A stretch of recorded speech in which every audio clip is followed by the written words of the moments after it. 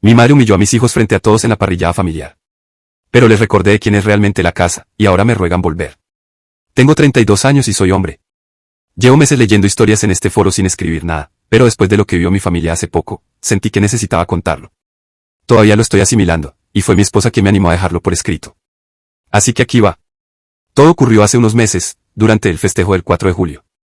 Como cada año, mis padres organizaron su habitual barbacoa familiar. Mi esposa y yo llegamos con nuestros hijos, Julián y Emma, cerca de las 2 de la tarde. Mi hermano mayor, Adrián, 35, ya estaba allí, como siempre, junto a papá en la parrilla, hablando con todo el mundo sobre su nueva camioneta. Era una F-250 enorme, con ruedas personalizadas y todos los lujos posibles. Seguro le costó más de lo que yo gano en medio año. Pero ese siempre ha sido Adrián, fanático de lo llamativo, el hijo modelo, el preferido. Yo, en cambio, siempre fui el que decepcionaba, el que nunca terminó de encajar. Dinámica clásica de familia. Todo iba bien hasta que pasó lo que pasó.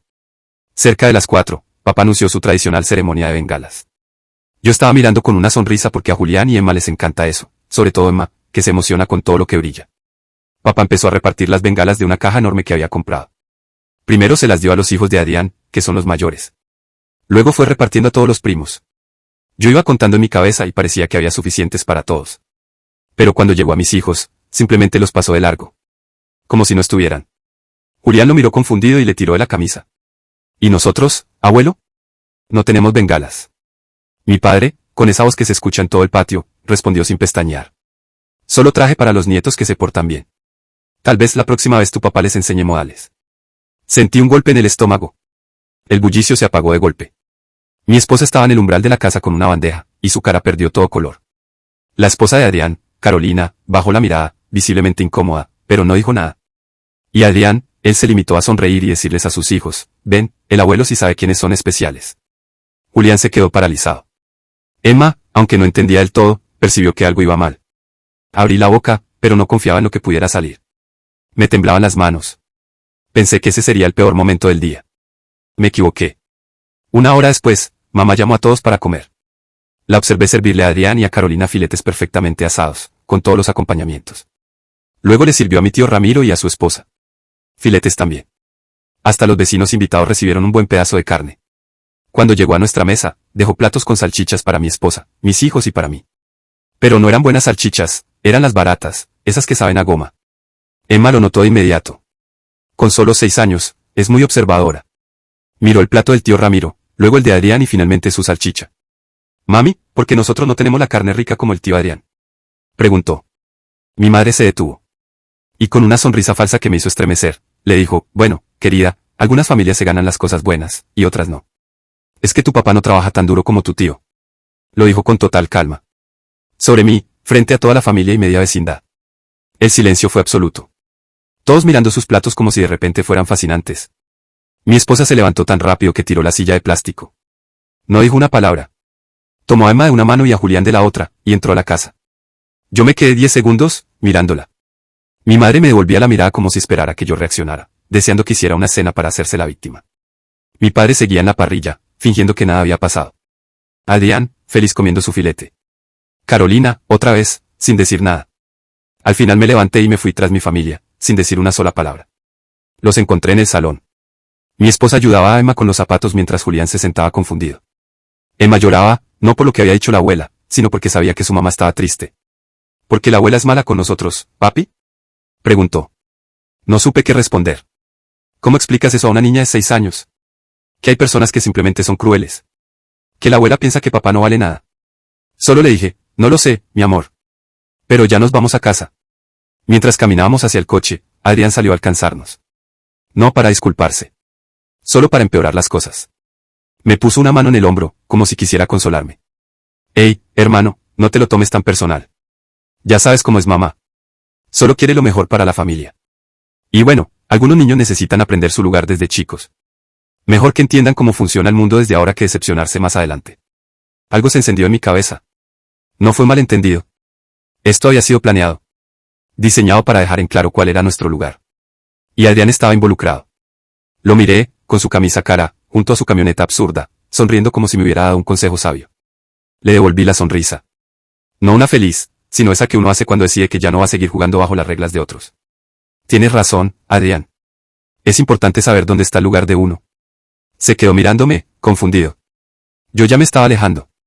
Manejamos de regreso en silencio, pero mi cabeza ya trabajaba en otra cosa. Si ellos querían dar una lección, yo les iba a enseñar una de verdad. A mitad del trayecto, mi teléfono vibró. Era un mensaje de mi prima Silvia, hija de Ramiro. Siempre nos habíamos llevado bien. ¿Qué fue eso? Mis papás están furiosos. Fue horrible. Otro mensaje llegó enseguida. Adrián se estaba riendo con sus hijos después de que se fueron. Dijo algo de enseñarles una lección. Puso incómodo a todos. Pensé que debía saberlo. Le mostré el mensaje a mi esposa. Ella solo negó con la cabeza. Al menos alguien tiene sentido común en tu familia. Esa noche no pude dormir. Me la pasé dando vueltas por la casa hasta las 2 de la madrugada. Mi esposa insistía en que lo dejara pasar, que simplemente evitáramos las reuniones familiares por un tiempo y eventualmente todo se calmaría. Pero yo no podía sacarme de la cabeza lo que Adrián dijo aquella vez en el camino de entrada. Algunos niños necesitan aprender cuál es su lugar desde temprano. Como si mis hijos estuvieran por debajo de los suyos. Como si merecieran menos, simplemente por ser míos. Fue en ese momento que supe lo que debía hacer. Hace unos 6 años, me asocié con mi hermano Adrián en partes iguales para dirigir el negocio de construcción familiar, justo después de que la salud de nuestro padre comenzara a deteriorarse. Aunque en papeles éramos socios al 50%, Adrián me trataba como si yo fuera uno de sus empleados, mientras él jugaba al jefe. Yo me encargaba de todo el trabajo real, permisos, inspecciones, gestión de clientes, supervisión de cuadrillas. Él aparecía tarde, si es que se presentaba, aportaba poco y aún así se llevaba todo el mérito. Para empeorar las cosas, nuestros padres lo alababan sin cuestionar, convencidos de que él era el verdadero líder del negocio, cuando en realidad era yo quien mantenía todo en pie. Ser el que lleva las riendas reales del negocio te da acceso a muchísima información. Y cuando tu socio es un flojo que cree que está por encima de todo, comete errores graves por exceso de confianza. Ese sábado por la mañana me dirigí a la oficina.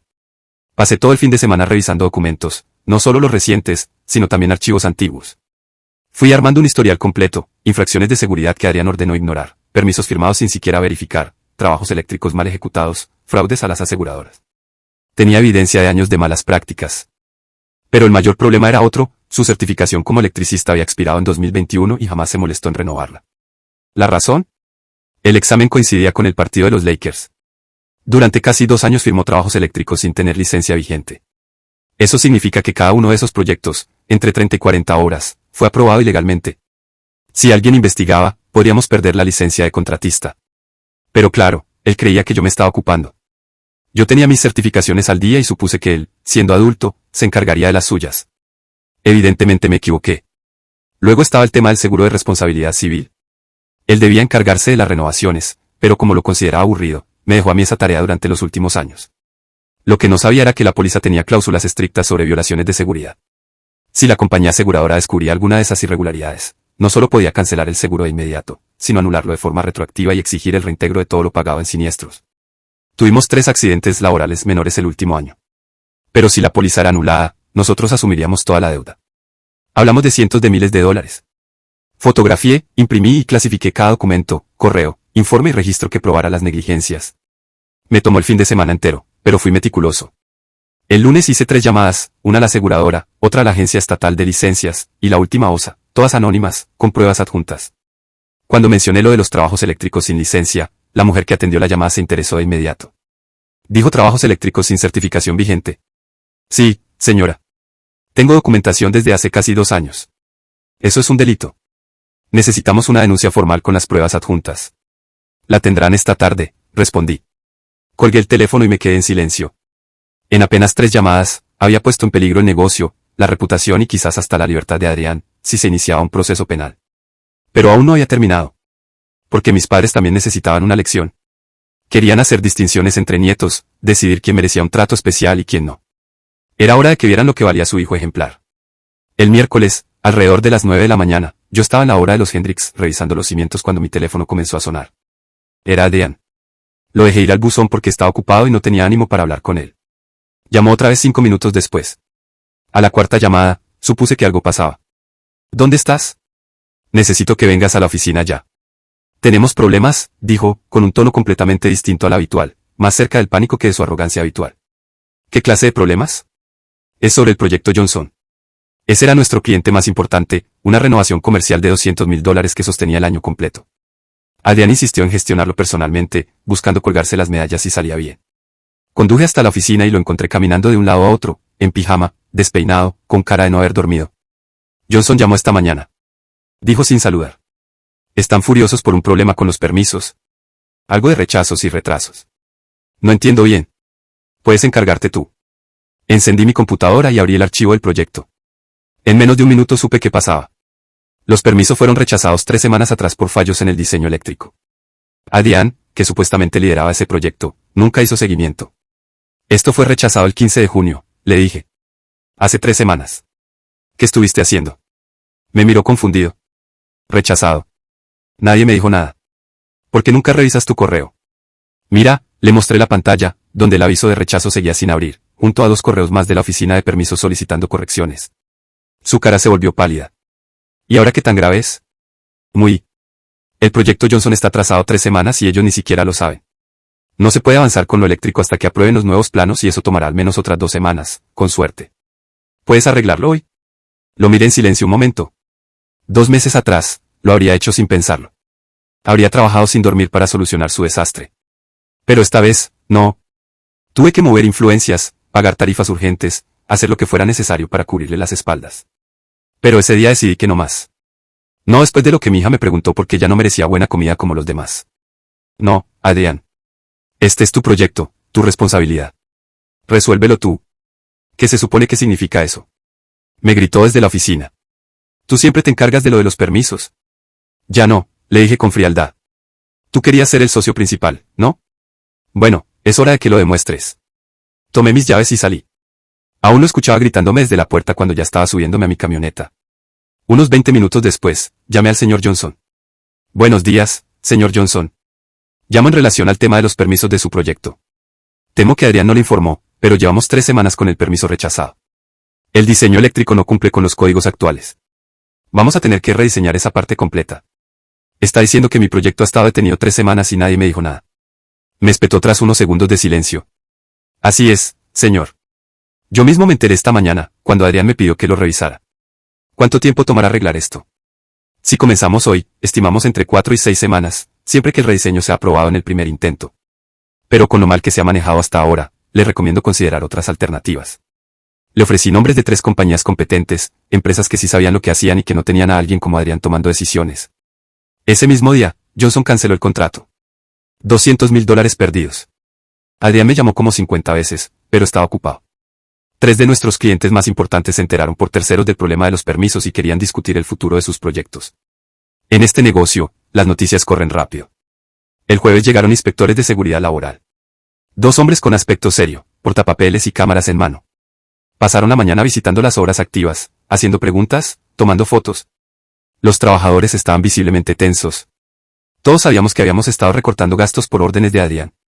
Y sí, encontraron justo lo que yo imaginaba.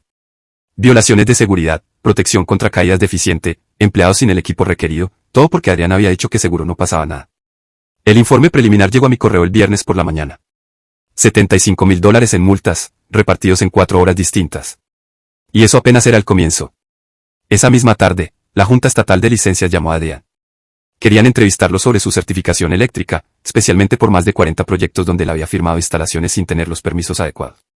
¿Qué demonios está pasando?, decía una y otra vez. ¿Cómo es que todo esto sale a la luz al mismo tiempo? No tiene sentido. Solo me limité a encogerme de hombros. Mala suerte, supongo. El lunes siguiente, nuestra aseguradora nos notificó que había recibido una denuncia anónima por incumplimientos de seguridad. Iniciarían una revisión completa de la póliza. Todas las reclamaciones quedaban suspendidas. Si descubrían negligencia deliberada, podían revocar retroactivamente nuestra cobertura de los últimos 2 años. Teníamos 3 reclamaciones por accidentes laborales por un total de $45,000. Si anulaban eso, tendríamos que reembolsar todo. Y sin aseguradora dispuesta a cubrirnos, quedaríamos personalmente expuestos a cualquier incidente futuro. Adrián empezó a desmoronarse. Dejó de afeitarse, vestía lo mismo cada día.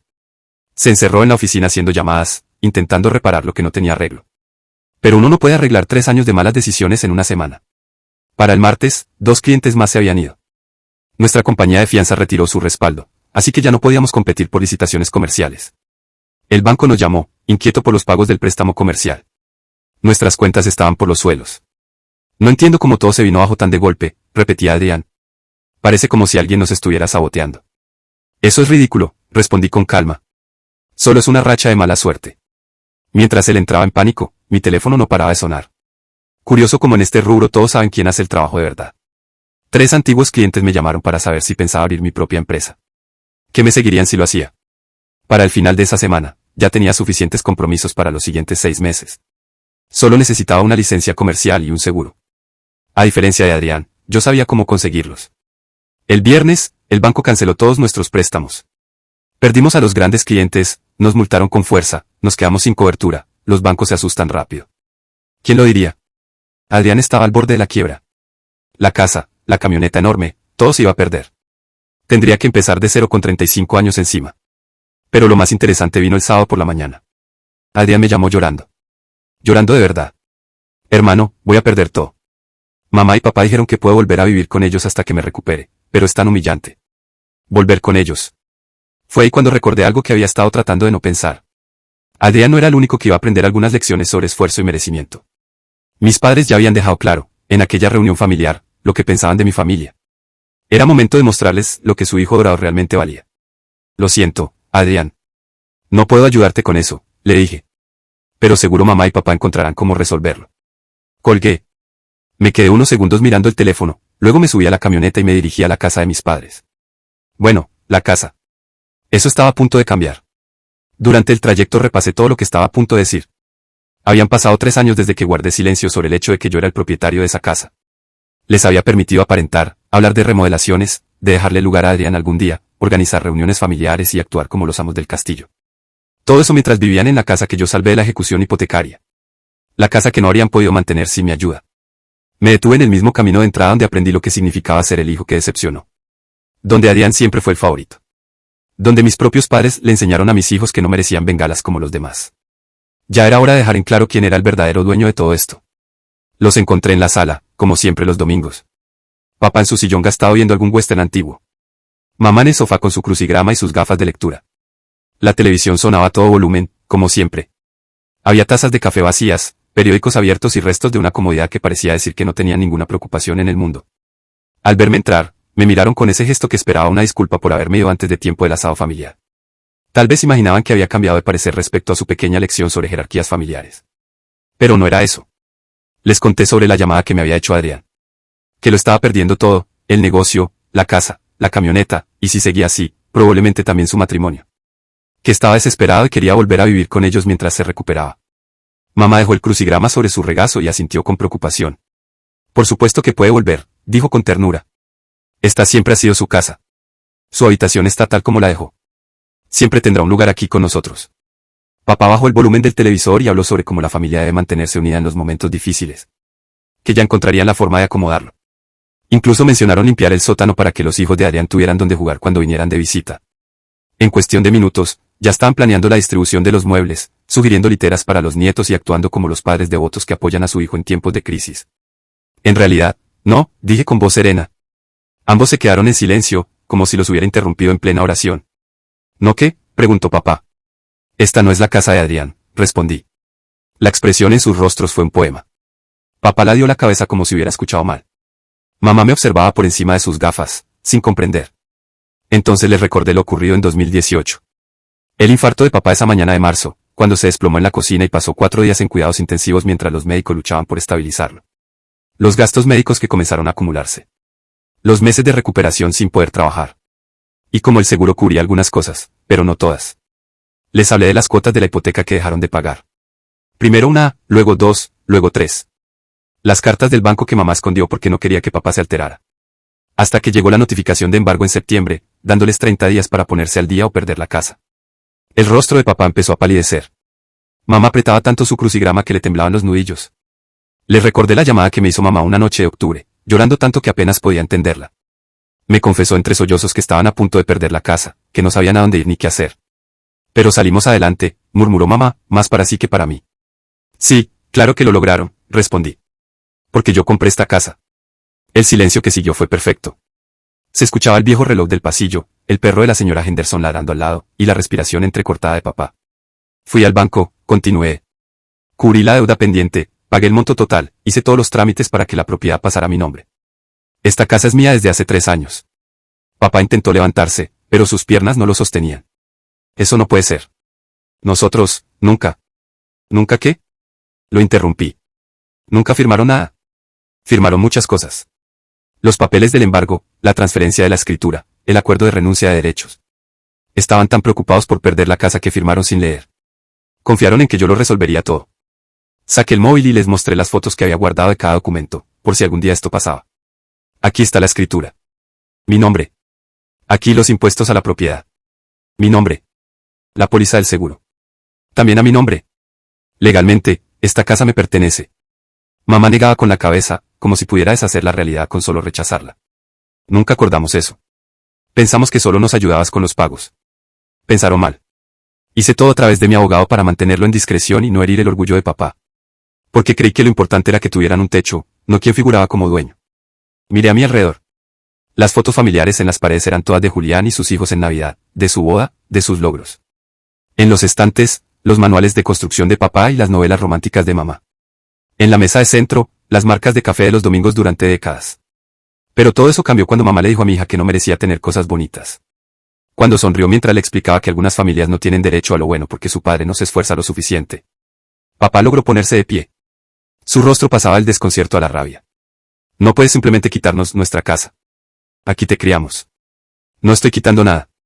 Estoy reclamando lo que salvé cuando ustedes no podían mantenerlo. Entonces mamá rompió en llanto. Lágrimas reales, no las manipuladoras. Pánico puro.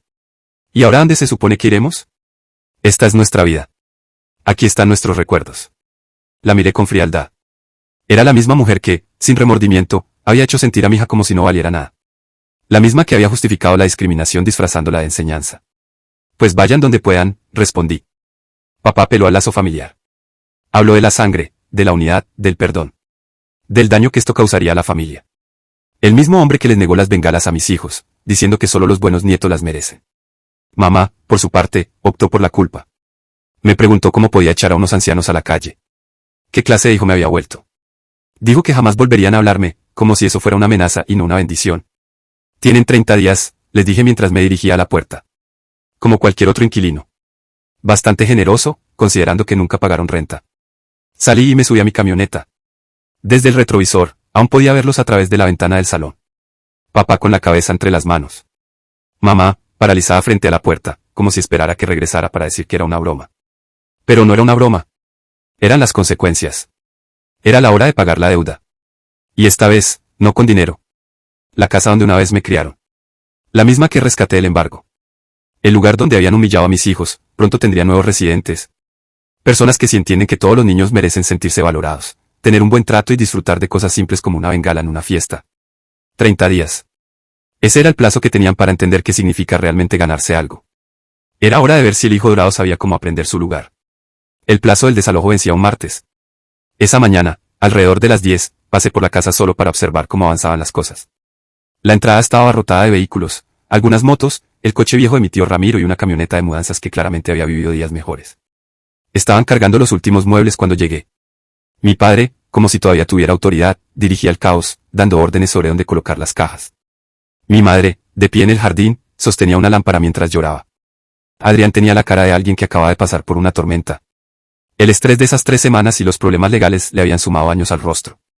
Bajé la ventanilla y le pregunté. ¿Cómo va todo? Me miró con un desprecio tan evidente como si pisara algo desagradable. ¿En serio? ¿Vas a burlarte ahora? Solo me aseguraba de que estén fuera a tiempo. Tengo a los contratistas llegando el jueves para empezar las reformas. No era del todo cierto. Pensaba hacer remodelaciones, pero aún no había contratado a nadie. Quería clavar un poco el cuchillo. No más. Mi padre se acercó a la ventanilla. Deberías sentirte orgulloso de echar a tu propia familia a la calle. No están en la calle, papá. No encontraron ya un apartamento. Efectivamente, habían alquilado un departamento de 2 habitaciones al otro lado de la ciudad, que les absorbía casi toda la pensión de papá. Adrián iba a dormir en el sofá, ya que no tenía medios para pagar algo por su cuenta. Su camioneta había sido embargada la semana anterior. Ese no es el punto, y lo sabes. Esta era nuestra casa. No, era mi casa. Yo solo les permití quedarse. Hay una diferencia. En ese momento, mamá se acercó todavía con esa lámpara absurda en las manos. Tus hijos jamás te perdonarán esto cuando sean mayores y entiendan lo que les hiciste a sus abuelos. Mis hijos saben que las decisiones tienen consecuencias. Algo que sus abuelos nunca aprendieron. El camión de mudanzas se fue cerca del mediodía. Adrián se marchó en el coche viejo de papá sin siquiera despedirse. Mis padres se quedaron un rato más en el camino de entrada, mirando la casa como si esperaran que cambiara de opinión. No lo hice. Esa tarde, llamé a mi esposa al trabajo. Nos mudamos este fin de semana. Empieza a empacar. Guardó silencio unos segundos. ¿Estás seguro de esto? Se siente raro mudarnos a tu casa de la infancia justo después de echarlos. Ya no es su casa. Es nuestra. Julián y Emma merecen crecer en un lugar donde siempre se sientan bienvenidos. El sábado siguiente hicimos la mudanza. Los niños estaban entusiasmados con el espacio. Convertí el viejo taller de papá en mi oficina. Colgué mi nueva licencia de negocios en la pared, justo donde él solía tener su calendario de herramientas. De alguna manera, se sentía correcto. Un mes después, estaba trabajando allí un sábado por la mañana cuando sonó el timbre. Mi esposa había salido al supermercado con los niños. Me asomé por la ventana y los vi. Mis padres, de pie en el porche. Mi porche. Parecían más viejos aún. Papá sostenía unos papeles y mamá tenía esa sonrisa fingida que usaba cada vez que quería algo. Estuve a punto de no abrir, pero la curiosidad ganó. Me planté en la puerta, sin invitarlos a pasar, como si fueran vendedores tocando timbres.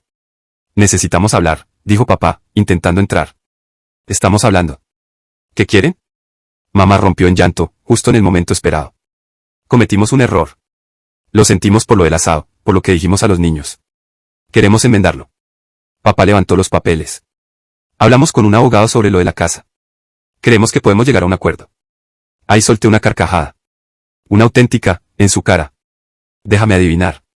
El abogado les dijo que por haber vivido aquí 3 años sin pagar renta, podrían reclamar algún derecho como inquilinos. Tal vez incluso posesión adversa. El rostro de papá confirmó que había dado en el clavo. Pues tengo todos los documentos, cada pago de hipoteca, impuestos, seguros y la escritura original. Ese abogado solo quiere su dinero. Esta fue la casa familiar por 3 décadas. Gritó mamá, ahora sin lágrimas falsas. Y ahora es el hogar de mi familia. Mis hijos merecen crecer en un sitio donde no los humillen. Un concepto salvaje, ¿no? Fui cerrando la puerta, pero papá metió el pie. Mala idea. No puedes alejarnos de nuestros nietos. Tenemos derechos. Sí puedo. Y lo haré. Porque cuando le dices a una niña de 6 años que no merece buena comida porque su padre es un fracasado, pierdes todo derecho a ser abuelo. Dijimos que lo sentimos. Y lo siento no borra lo que hicieron. Ni lo que les enseñaron. Les mostraron a mis hijos quiénes son ustedes. Les creo. Aparté el pie de papá con decisión y cerré la puerta. Siguieron tocando el timbre y golpeando por unos 10 minutos. Pero subí el volumen de la televisión y los ignoré. Por la ventana los vi regresar a su coche, vencidos. Papá cabizbajo y mamá llorando de verdad esta vez. Mi negocio creció más rápido de lo esperado. En construcción, la reputación no es todo. Y cuando cumples tu palabra, las recomendaciones vuelan. Para octubre tenía lista de espera y contraté a 2 empleados más. Adrián me llamó varias veces en septiembre. Quería saber si consideraría contratarlo. Dijo que había aprendido la lección y haría lo que hiciera falta. Le dije que lo pensaría y nunca devolví la llamada. A veces pasaba por la casa. Lo veía reduciendo la velocidad, mirando hacia el patio donde solían jugar sus hijos. Nunca se detenía.